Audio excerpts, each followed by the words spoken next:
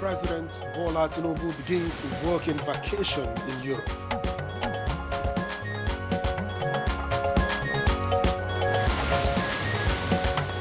Vice President Shettima reiterates federal government's commitment to diversify Nigeria's economy. If this country succeeds, the black man can hold his head high in the gathering of the clan.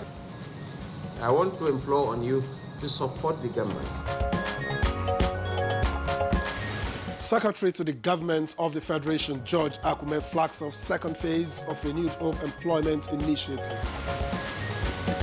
The true measure of success of the initiative lies in its seamless transition from training to enterprise.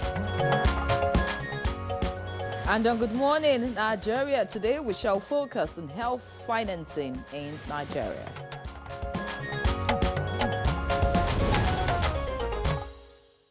Right, indeed. This morning we turn our attention to health financing in Nigeria. Now, right now, it's a patchwork of sources, including tax revenues, out-of-pocket, and health insurance, such as social and community-based insurance, alongside donor funding. However, there's a growing push for new strategies, including public health taxes. Example is on sugar, tobacco, and other financial models to diversify spending. And it may seem that to fund health initiatives, the government is considering levies on telecommunications, on sugar, sweetened beverages, and other unhealthy products.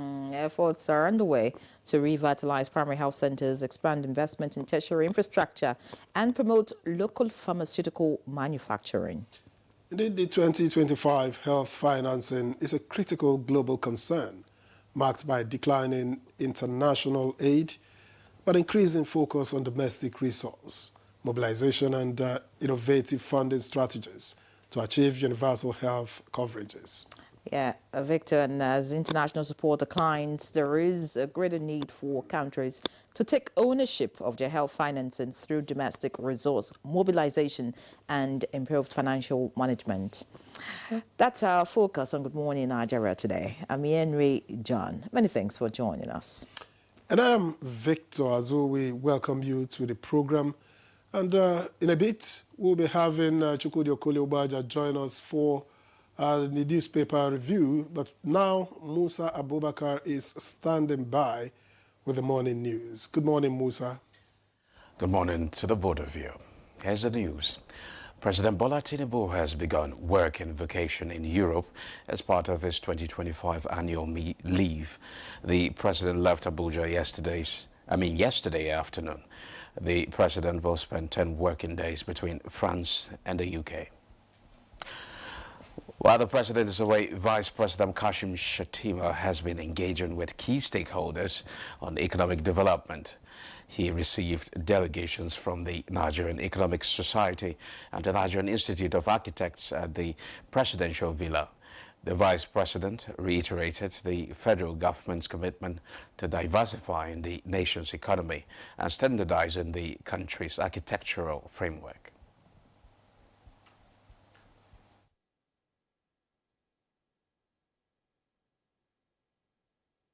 It's one thing to understand the issues at stake. Taking those painful decisions is another ball game altogether new.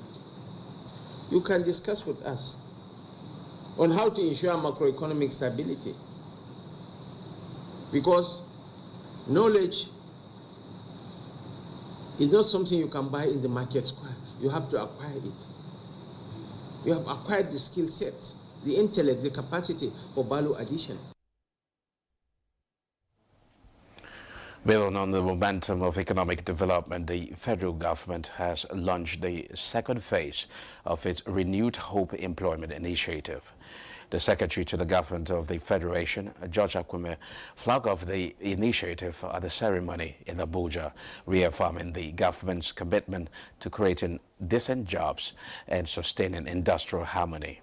This move further underscores the administration's focus on addressing unemployment and promoting economic growth.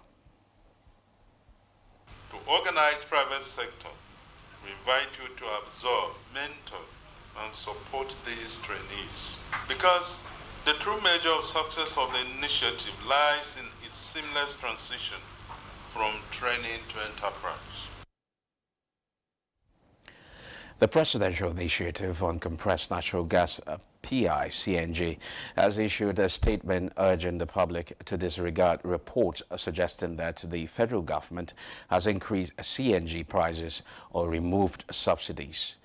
A statement by Matilda Johnson, Branch and Corporate Communications Manager, PICNG, reiterates that no directive or policy has been issued by the federal government to alter CNG pump prices.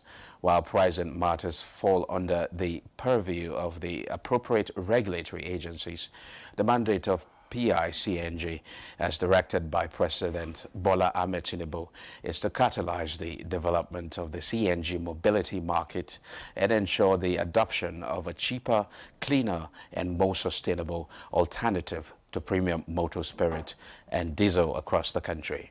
So far, through the collaboration and commitment of relevant government agencies, the sector has witnessed monumental enthusiasm and growth. The statement emphasized that the recent pump price adjustments announced by certain operators are purely private sector decisions and not the outcome of any government directive or policy. The federal government assures Nigerians that CNG will always remain significantly cheaper, cleaner, and more affordable than petrol and diesel. The National Health Finance and Dialogue has concluded with a commitment to reduce out-of-pocket healthcare spending and increase government health spending in the national budget, prioritizing smart health financing as a national economic priority.